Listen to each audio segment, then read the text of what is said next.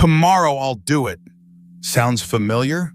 That sentence is like a train ticket with no departure date. You clutch it in your hand, believing one day the journey will begin. But train after train leaves the station, and you remain standing on the cold platform of waiting. Procrastination is the most sophisticated thief. It doesn't break doors, it doesn't make noise. It erodes your chances drop by drop, like water carving stone. And by the time you notice, an entire decade has been stolen. Be honest with yourself. At work, you let your ideas die in silence. At home, you swallow the words you needed to say.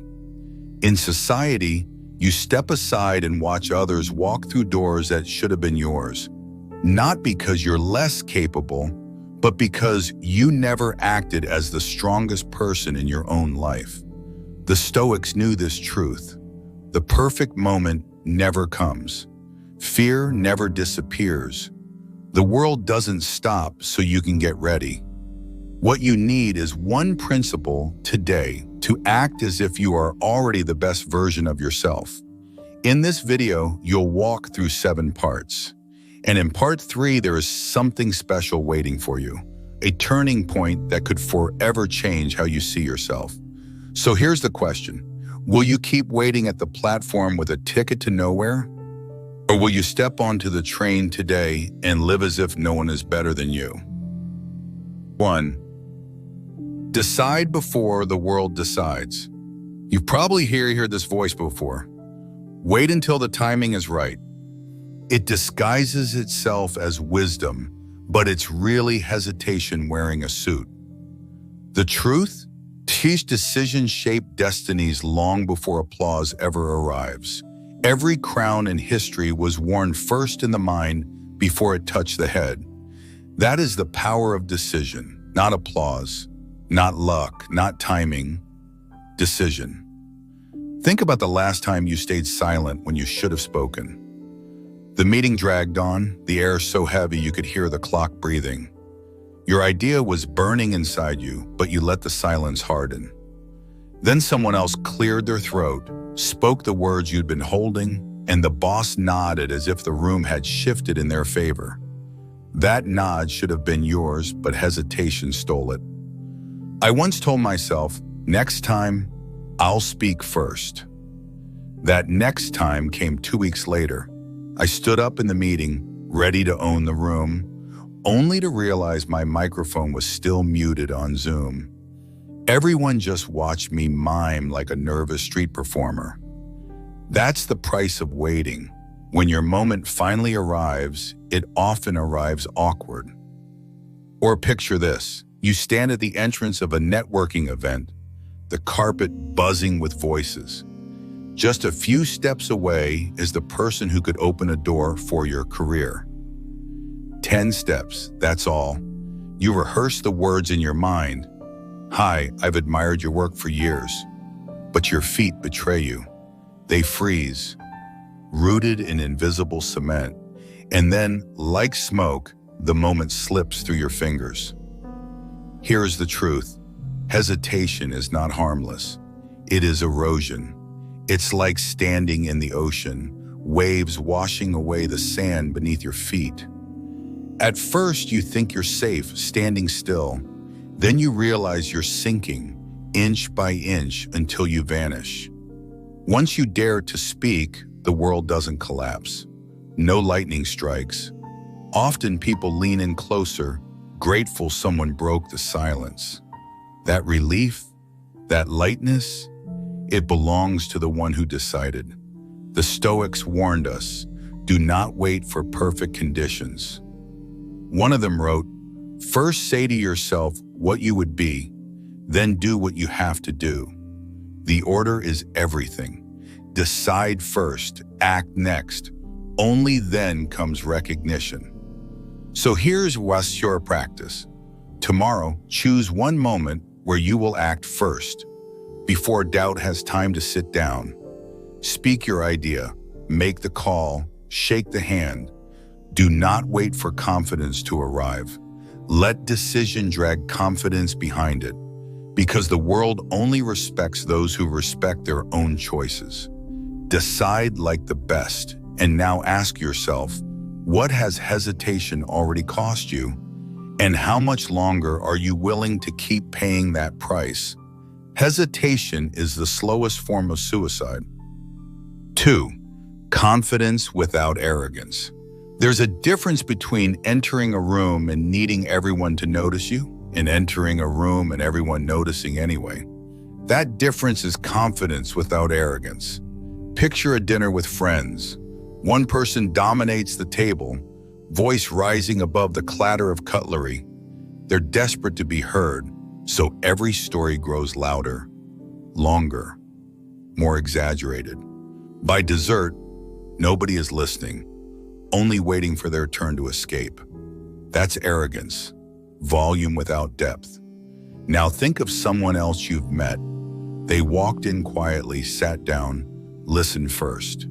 When they finally spoke, the whole table leaned in. Their calm made space for others, but their presence carried weight. That's confidence. And the difference is magnetic, I'll be honest. There was a time I mistook force for confidence. I walked into a gathering and tried to fill every silence, my words spilling faster and louder than they needed to. I thought energy meant strength. That night, Kai pulled me aside. He looked me in the eye and said, "Slow down. Presence isn't about taking the air from others. It's about letting your words breathe." It cut deep because he was right. Arrogance was only my insecurity dressed in bright colors. Looking back, it's almost funny. That night, I was like a salesman in a bad commercial, trying too hard to sell what nobody wanted to buy. Here's the contrarian truth. Real confidence is not noise, it's restraint. It's the courage to let silence work for you too. The Stoics knew this. Marcus Aurelius, Emperor of Rome, wrote daily reminders not to think too highly of himself. Even though he ruled millions, he practiced authority that was calm, steady, and humble. So here's your practice. This week, in every room you enter, slow down. Speak one sentence less than you want to. Lower your tone by half. And notice your presence expands, not shrinks. People lean in because you're not trying to prove, you're simply being. Because arrogance shouts, but true confidence whispers and still gets heard. Stand like the best. Now ask yourself, when you walk into your next room, will people remember the noise you made or the calm you carried? 3. Act before you believe. Most people wait for belief to arrive before they act. They think, once I feel confident, then I'll move. But the order is backwards. Confidence is not the ticket that gets you on stage. It's the applause that comes after you've already walked out. Imagine an empty theater. The curtain hasn't even risen, yet the actor is already pacing behind it, heart pounding, palms sweaty. Do they feel confident? Number. But the moment they step under the lights, their body begins to catch up with their choice. That's how belief is built, in motion, not in waiting. I remember once standing in front of a crowded hall, hands trembling so badly I almost dropped the paper I was holding. My mind screamed, "You're not ready." But I opened my mouth anyway. The words stumbled at first, but something shifted. The audience leaned in, and suddenly my fear was working for me, sharpening my focus. That's when I learned, belief grows legs only after you start walking. And here's the funny part. My knees knocked together so loud, it sounded like carpenters were working under the stage. Embarrassing? Yes, but at least I was on the stage. Fear looked ridiculous, but fear didn't win. I did. Here's the twist. Hesitation feels logical, but it's actually a trap. You don't wait until you feel like the best. You act as if you already are, and the feeling follows. The Stoics taught that our actions shape our thoughts, not the other way around. So practice this. The next time you face a moment that scares you, a meeting, a conversation, a challenge, step first, think later. Let your body lead your mind. Act before you believe. Move like the best. And now ask yourself, what dream of yours has been waiting for someday, when in truth it has been begging for you to step forward today? I told you part 3 would hold something unique. This is your gift. When fear tries to freeze you, don't argue with it. Answer it. 3 lines, sharp, simple, unshakable. I move before I'm ready. Step forward as you breathe out. My fear is fire and it fuels me. Feel the heat in your chest. Let it burn upward. Right now, fear bows when I move. Stand taller as you say it. Say them once. Feel your breath and act. It's not magic, it's muscle. And the more you use it, the stronger it grows. If this line gave you strength, share it so someone else breaks free too. 4. Comfort is the silent killer. Success is not a chair you sit in forever. It's a treadmill. You stop moving and you fall. The danger is not failure. The real danger is comfort disguised as victory. I once walked into a friend's office and saw a dusty trophy sitting on a shelf. He said, "That was my big win 10 years ago." He tapped it proudly, but the wound had faded, the plaque barely readable. The trophy wasn't a reminder of success. It was a coffin of comfort, lined with velvet, trapping him in yesterday's glory. Growth doesn't celebrate what you did. Growth demands what you'll do next. The Stoics understood this well. Marcus Aurelius, emperor of Rome, reminded himself every morning that each day was a fresh chance to practice virtue, not to rest on power. If the ruler of the world could see life as training, what excuse do we have to stop? I once told myself I had arrived after closing a deal. That night I celebrated like a king, ate too much, bragged too loud. The next morning I woke up hungover, inbox full, and realized success doesn't pause the bills. Comfort had tricked me into believing the game was over. The contrarian truth is this: stagnation is louder than failure. Failure at least moves you, teaches you, forces you to adjust. Stagnation whispers, "You're fine," while quietly burying you alive. So here's your practice. Each day, pick one micro upgrade. Read a page you wouldn't have read. Do one push-up after you think you're done. Send one message of gratitude. Small, yes, but consistent drops carve rivers through stone. Because excellence is never owned. It's rented, and the rent is due every single day. Train like the best. Now ask yourself, are you polishing old trophies or earning new ones today? 5. Make weakness your coach.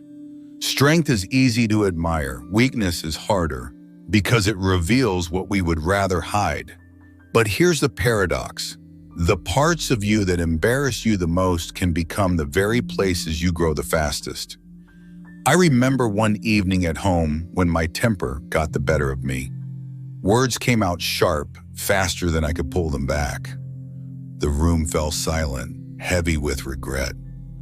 Later, I sat alone, ashamed, replaying every second. That's when I understood. Weakness is not the enemy. It's the teacher I didn't want but needed. It's almost funny because when I tried to act as if nothing happened, Kai looked at me and said, "If you pretend your cracks don't exist, how can the light ever enter?" His words cut deeper than my own guilt. I realized that facing the places I fall short is the doorway to becoming better. Stay with me here. This one may sting, but it will free you. The truth is this: ignoring weakness doesn't erase it.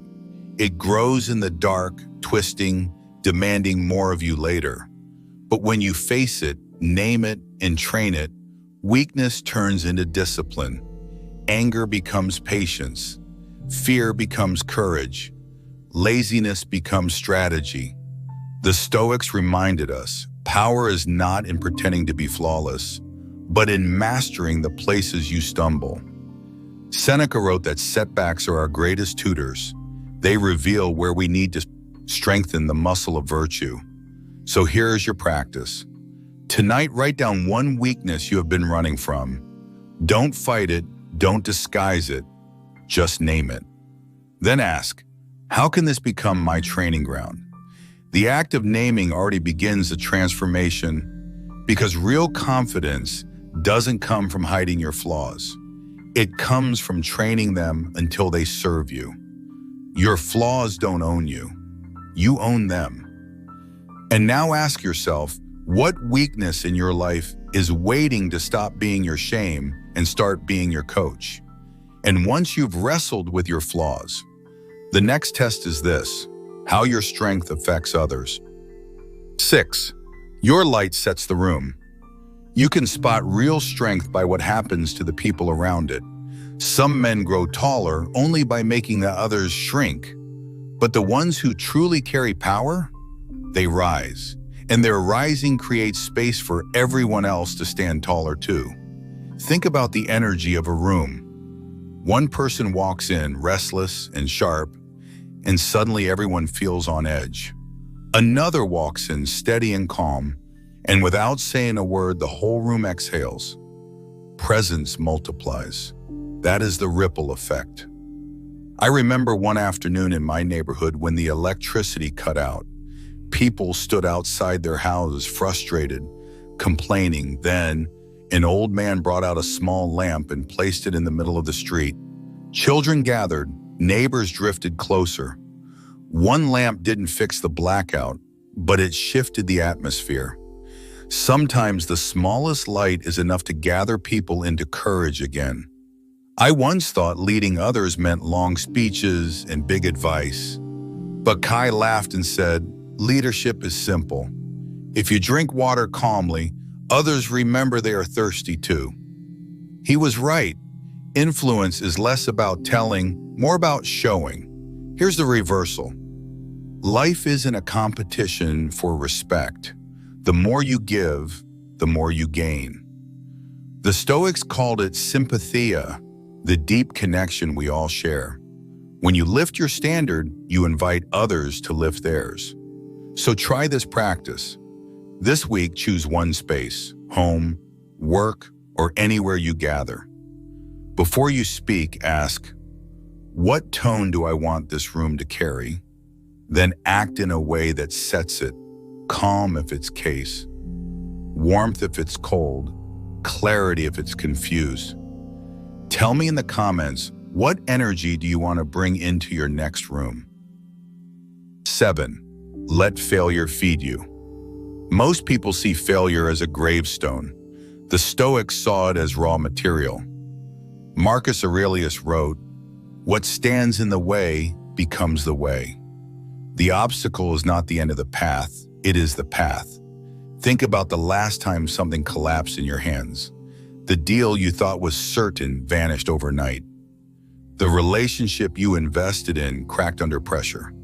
The plan you drew carefully fell apart in minutes. Your first instinct was probably shame. You lowered your head, hoping nobody noticed. But failure is not shame. Failure is feedback. I remember a business idea I launched years ago. I poured months of work into it, but it collapsed so quickly it felt like sand slipping through my fingers.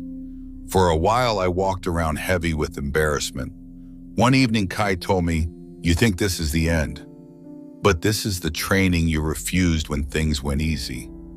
That sentence flipped my anger into clarity. It's almost funny because when I look back now, I see how clumsy I was, like a boxer swinging with both eyes closed. Of course I was going to get hit, but the hits taught me how to open my eyes. Here's the truth. Comfort feeds ego, but failure feeds growth. Failure burns away illusions and shows you where you are weak, where you need to train. And every time you rise again, you rise stronger, sharper, harder to break. So here's your practice. Write down your 3 latest failures. For each one, answer a single question. What skill or lesson did this pain just purchase for me? Do this honestly, and you'll find that failure is not loss. It's tuition. The ones who act as if they are the best don't avoid failure. They turn it into fuel. Fall, rise, repeat. That's unbreakable. And now ask yourself, when the next wall blocks your path, will you see it as the end or as the stone you'll step on to climb higher? 7 parts, 7 doors, and all of them led back to one truth. Acting as if you are the best is not arrogance, it is alignment. You've seen it now. Decision before applause, confidence without noise, action before belief, growth before comfort, weakness as your teacher, lifting others as you rise, and failure as your fuel. Every part points to the same practice. Stop waiting for permission. Stop rehearsing tomorrow. Step into the role today. The Stoics reminded us life is short and every dawn is a gift. Marcus Aurelius wrote that when you wake up in the morning, remember what a privilege it is to breathe, to think, to love. So here's how you end this day and begin the next. Tomorrow, stand in front of the mirror and whisper 3 words. I rise today. Not someday, not after the fear is gone. Today.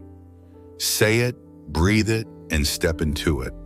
Because the world doesn't change when you wait. The world changes when you carry yourself as the best version of you again and again until it's no longer an act. It's who you are. Stop acting. Be the standard. If you don't crown yourself, you'll spend your life bowing. Now ask yourself, when you wake tomorrow, will you slip back into the old costume of hesitation, or will you wear the crown already waiting in your mind?